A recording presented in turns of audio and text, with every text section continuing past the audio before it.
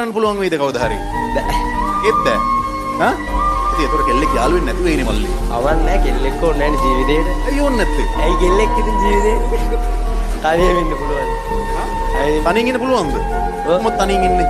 තනියම ඉතින් මගේ පාඩුවේ මගේ විදියට ඉන්නවා. හැමදාම ඒක කරන්න පුළුවන්ද? පුළුවන්. දැන් ඉන්න විදියට. ඇයි ඔයාලට ඔච්චර කෙල්ලෙක් එපා කියන්නේ මොකද්ද ඔයාගේ ජීවිතේට උණු අසාධාරණේ? නෑ කෙල්ලෙක් හිටියාම නීති වැඩි කොහෙවත් යන්න බෑ යාළුවොත් එක්ක ඒකයි. හැමදාම ඔය ඇවිදින්න යන්න ඕක හැමදාම කරාම ජීවිතේ ඕක පස්සට යද්දී ඕක හරි නීරස වෙනවනේ. නෑ කෙල්ලෙක් ඉඳලා තියනවද? එයා එපා කරාද එපා කියන එක? මොනවද කරේ? නවත්තමු කියලා ගියා. කාත් එක්කද? ඔල්ලෙක් එක්ක. දැන් මට පේන විදියට ඔයා මේ එතන තාම නැවතිලා ඉන්න වගේ මට තේරෙන්නේ. ටුට්ටක් විතරද?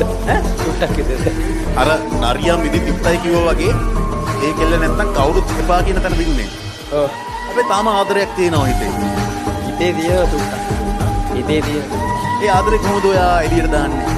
එළියට දාන්නේ නැහැ ඉර කරගෙන ඉන්නවා. ඉර කරන් ඉන්න එපා. ඉතින් එළියට දාමු අද තමයි හොඳම දවස. දැම්ම කියලා වැඩක් නැහැ.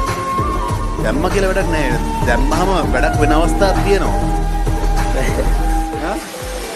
නෑ? ආයෙත් නැති වෙයිද? නෑ ආයෙ ඉන්නේ. ආයෙ ආවොත් ආයෙ આવුත් බාර ගන්න. මාර ගන්නවා. හා?